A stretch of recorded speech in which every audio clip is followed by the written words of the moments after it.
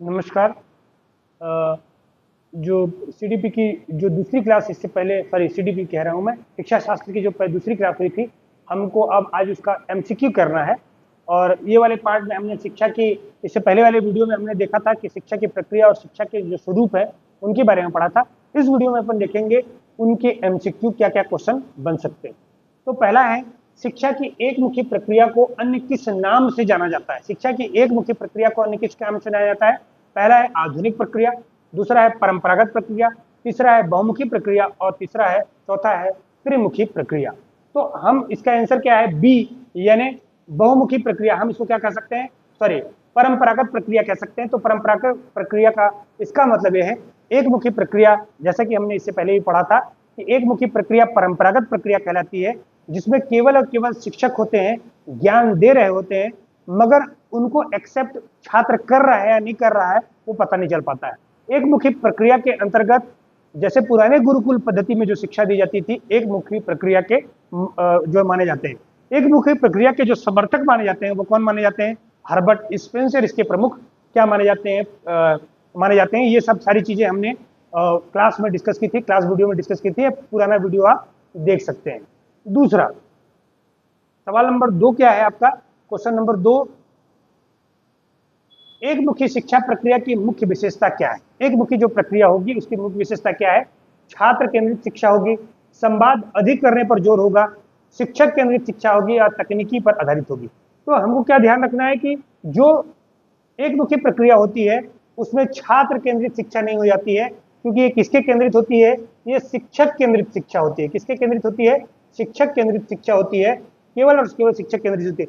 संवाद पर अधिक जोर होता है, क्योंकि ये भी गलत होगा, क्योंकि संवाद पर हम इसमें जोर नहीं देते हैं, क्योंकि शिक्षक क्या करता है? चर्चा नहीं करता है, स्टूडेंट से चर्चा नहीं करता। शिक्षक पढ़ा देता है, बच्चा ने पढ़ लिया तो अच्छी बात है, नहीं पढ़ा तो कोई बात नहीं। तकनीकी आधारित शिक्षा है, तकनीकी आधारित शिक्षा ये नहीं है, क्योंकि ये आधुनिक शिक्षा का प्रमुख विशेषता है। इसलिए इसका आंसर क्या हो जाएगा? शिक्षक केंद्रित शिक्षा एक मुखी शिक्षा प्रक्रिया की क्या है? प्रमुख तत्व है उसका। तीसरा अगला जो क्वेश्चन है हमारा वो है, एक मुखी शिक्षा प्रक्रिया के समर्थक कौन है? तो अभी थोड़ी देर पहले हमने चर्चा की, एक मुखी प्रक्रिया के समर्थक कौन माने जाते हैं? हर्बर्ट स्पेंसर जो है इसके प्रमुख प्रवर्तक माने जाते हैं। अगला क्वेश्चन देखेंगे, द्विमुखी शिक्षा प्रक्रिया के प्रमुख समर्थक कौन है? तो हमने देखा था द्विमुखी शिक्षा प्रक्रिया के प्रमुख समर्थक कौन है?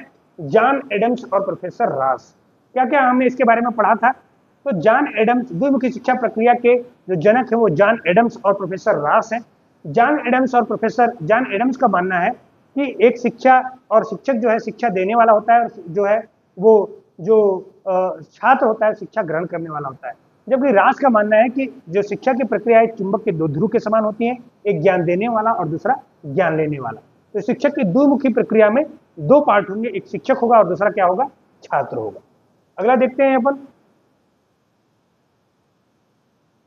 शिक्षा की ऐसी प्रक्रिया जिसमें एक व्यक्ति दूसरे व्यक्ति को व्यवहार को परिवर्तित करता हो, यह कथन किसका है? तो यह कथन हमने इससे पहले ही पढ़ा था, ये है जॉन एडम्स का कथन है। जॉन एडम्स का ही कथन है कि वो शिक्षा की ऐसी प्रक्रिया जिसमें एक व्यक्ति दूसरे व्यवहार को परिवर्तित करता है, विकसित करता है या स्थायी रूप से परिवर्तित करता है, किसका है? जॉन एडम्स का कहना है। रॉस इसमें कौन है?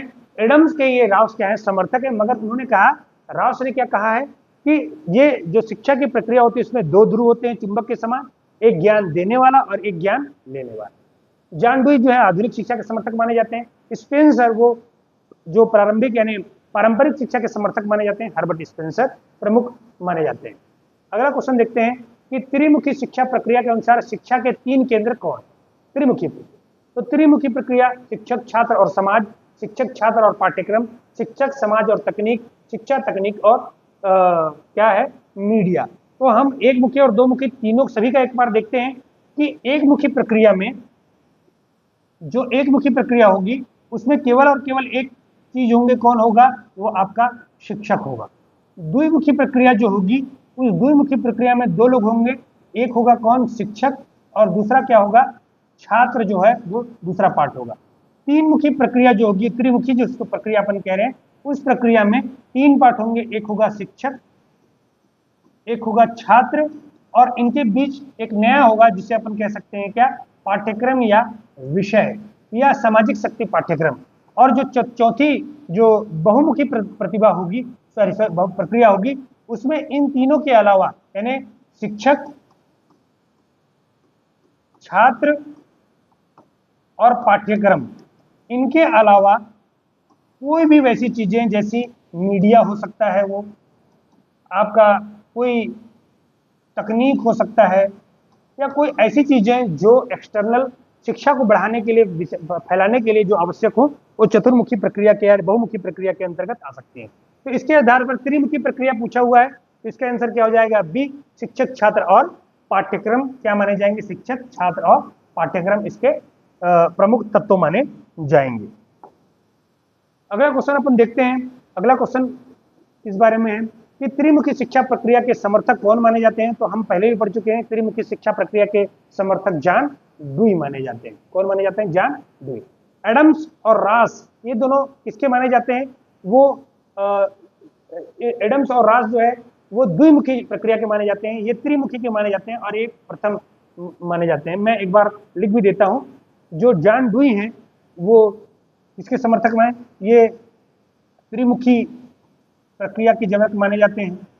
जॉन एडम्स और रॉस, ये दोनों जो है वो द्विमुखी प्रक्रिया के जनक माने जाते हैं, और ये परंपरागत या फिर एकमुखी शिक्षा प्रक्रिया के क्या माने जाते हैं? ये समर्थक माने जाते हैं। तो इन चीजों को आपको क्या करना है? ध्यान रखते चलना है। ठीक, ये सारी चीजें आपको मिल जाएंगी, चिंता की बात नहीं है। क्या आप स्क्रीनशॉट लेना चाहें तो भी ले सकते हैं।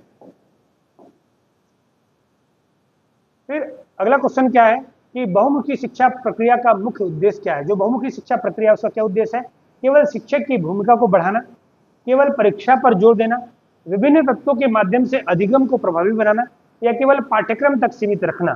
तो जो बहुमुखी प्रक्रिया है उसमें शिक्षक भी आते हैं, छात्र भी आते हैं, मीडिया भी आता है, तकनीक भी आता है, और इस शिक्षा का प्रमुख उद्देश्य यही है कि ज्यादा से शिक्षा ज्यादा से ज्यादा फैले, उसका लोक व्यापीकरण हो। तो इसका आंसर क्या हो जाएगा? सी इसका आंसर हो जाएगा। विभिन्न तत्वों के माध्यम से अधिगम को क्या बनाना? सर, अधिगम का मतलब होता है लर्निंग, सीखना, लर्न करना। तो विभिन्न तत्व कौन कौन से वो तत्व हैं? जैसे शिक्षक है, छात्र है, पाठ्यक्रम है, मीडिया है, तकनीक है, सोशल मीडिया है, या कुछ भी और है, एटमॉस्फेयर यानी पर्यावरण भी है। तो ये सारे तत्वों के माध्यम से अधिगम यानी लर्निंग को क्या बनाया जाता है? सरल बनाया जाता है, प्रभावी बनाया जाता है। ठीक, अगला क्वेश्चन है, औपचारिक शिक्षा को अन्य किस नाम से जाना जाता है? तो जो औपचारिक शिक्षा है उस शिक्षा को अपन क्या कहते हैं? संविधिक शिक्षा भी कहते हैं। औपचारिक शिक्षा को अपन क्या कहते हैं? संविधिक शिक्षा। जबकि अविधिक शिक्षा, निरौपचारिक शिक्षा, औपचारिक शिक्षा, इन तीनों यानी ए बी डी जो होगा वो किसका है? अनौपचारिक शिक्षा का प्रमुख माना जाता है। सांविधिक शिक्षा या योजनागत शिक्षा अपन किसको कहते हैं? इसी शिक्षा को माना जाता है, सांविधिक शिक्षा को माना जा सकता है। तो औपचारिक शिक्षा यानी सांविधिक शिक्षा ही माना जाएगा। फिर अगला है कि औपचारिक शिक्षा की प्रमुख विशेषता कौन कौन सी है? औपचारिक शिक्षा की, सॉरी, अनौपचारिक शिक्षा की प्रमुख विशेषता कौन है? निश्चित पाठ्यक्रम, जीवन पर्यंत प्राप्त होने वाला ज्ञान, परीक्षा आधारित या कक्षा आधारित। तो जीवन पर्यंत, अनौपचारिक शिक्षा समाज से प्राप्त होता है। समाज में जो हमें जीवन जीने का जो तरीका है, जो लाइफ स्टाइल है, असल में समाज भी उनको सिखाता है। वही अनौपचारिक शिक्षा क्या कहलाता है? इनफॉर्मल शिक्षा भी कहते हैं। फॉर्मल और इनफॉर्मल, औपचारिक को फॉर्मल कहते हैं और इसको इनफॉर्मल कहते हैं। तो जीवन पर्यंत प्राप्त होने वाले जो ज्ञान प्राप्त होगा, ये इसकी प्रमुख शिक्षा है। ये जीवन पर्यंत प्राप्त होता है, जन्म के बाद से लगातार। अगला क्या है? प्रत्येक शिक्षा किसके माध्यम से दी जाती है? प्रत्येक शिक्षा किसके माध्यम से दी जाती है? मीडिया के माध्यम से, तकनीक के माध्यम से, शिक्षक के व्यक्तित्व के द्वारा और समाज के द्वारा।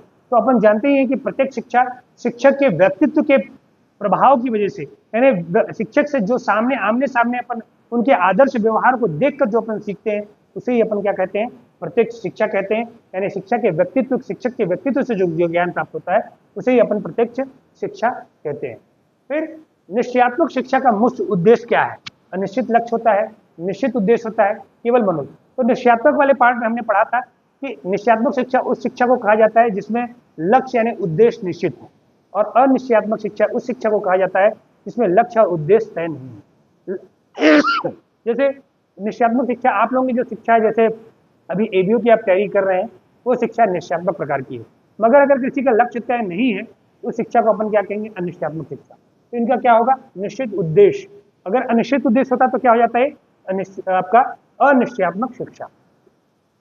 फिर विशिष्ट शिक्षा का संबंध किससे है, सामान्य जीवन से, व्यक्तित्व के विकास से, विशेष व्यवहार जैसे डॉक्टर इंजीनियर से, या सामाजिक शिक्षा से। तो हमने पढ़ा था दो प्रकार की शिक्षाएं होती है, विशिष्ट शिक्षा और सामान्य शिक्षा। सामान्य शिक्षा उस शिक्षा को कहा जाता है जो सामान्य जीवन जीने के लिए जरूरी हो, जो सामान्य लाइफ स्टाइल के लिए जरूरी हो। मगर अगर आप कोई विशेष प्रकार को पद या व्यवसाय प्राप्त करना चाहते हैं तो विशेष प्रकार का ज्ञान अर्जित करना पड़ता है, वो विशिष्ट शिक्षा कहलाएगी। विशेष व्यवसाय जैसे डॉक्टर इंजीनियर अगर प्राप्त करना चाहते हैं, इस शिक्षा को अपन क्या कहते हैं, विशिष्ट शिक्षा। अगला है कि सर्वांगीण शिक्षा का मुख्य उद्देश्य क्या है। सर्वांगीण शिक्षा का मुख्य उद्देश्य, सर्वांगीण का मतलब है जैसे हमारे जो पार्ट होते हैं, शारीरिक, बौद्धिक और बौद्धिक यानी मानसिक, और आपका जो है वो संज्ञात्मक या संवेग वाला जो भावनात्मक वाला पार्ट होता है, वो 3 पार्ट में होता है। तो सर्वांगीण विकास तीनों पार्टों का होना चाहिए, यानी संपूर्ण विकास होना चाहिए, पर्सनालिटी डेवलपमेंट होना चाहिए, यानी मानसिक विकास भी हो जाए उसका, शारीरिक विकास भी हो जाए उसका, और भावनात्मक विकास भी हो जाए। तो व्यक्तित्व के सभी पक्षों का क्या हो जाना चाहिए, विकास होना चाहिए। और व्यक्तित्व के सभी पक्षों में क्या क्या शामिल हो जाएंगे, व्यक्तित्व के सभी पक्षों में शामिल हो जाएंगे कौन कौन सा, वो आपका एक हो जाएगा शारीरिक पक्ष, दूसरा हो जाएगा मानसिक या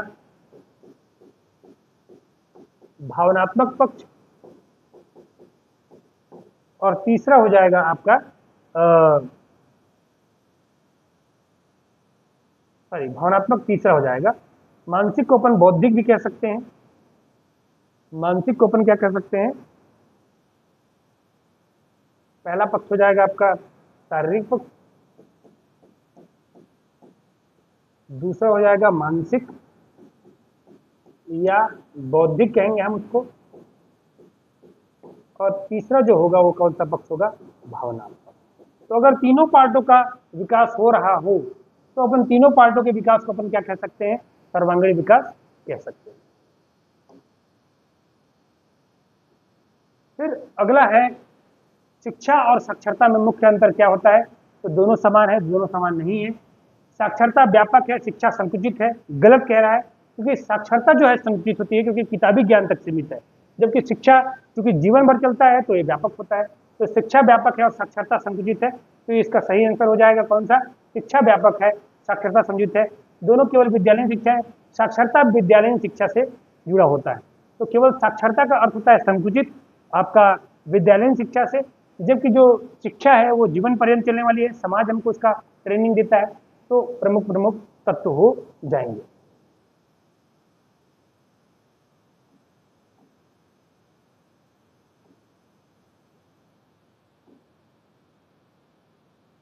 तो ये 15 क्वेश्चन इसके एमसीक्यू बने हुए थे।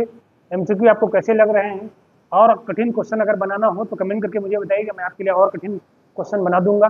और अगर वीडियो अच्छा लग रहा हो तो आप कमेंट करके मुझे मेरा प्रोत्साहन कर सकते हैं। और साथ में यूट्यूब चैनल को अपन ज्वाइन तो करना ही है, साथ में आप जो है अक्षर एकेडमी का ऐप डाउनलोड कर लीजिएगा, जहाँ पर नियमित क्लासेस चलेंगी। आप ऐप में जाकर सारी चीज़ों को देख सकते हैं। आज के लिए इतना ही, बहुत बहुत धन्यवाद।